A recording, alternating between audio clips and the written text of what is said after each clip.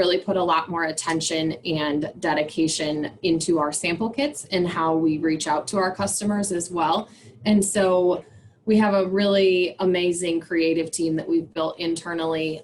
They all have their own little niche and skill set, which is awesome when it comes to the actual creative development of all of these pieces.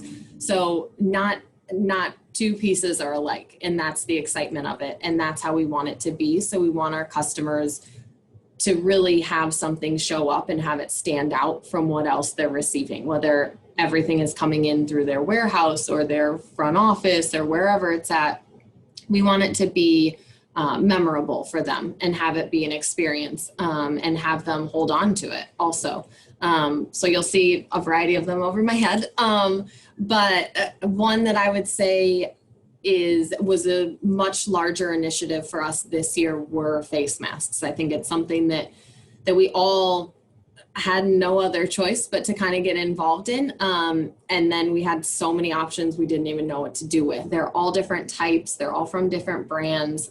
So there's masks, there's face shields, there's bandanas, there's neck gaiters, all those kinds of things. And so we felt that it was necessary to get those to the market, but then in doing so, we want it to be an added touch point for our sales team.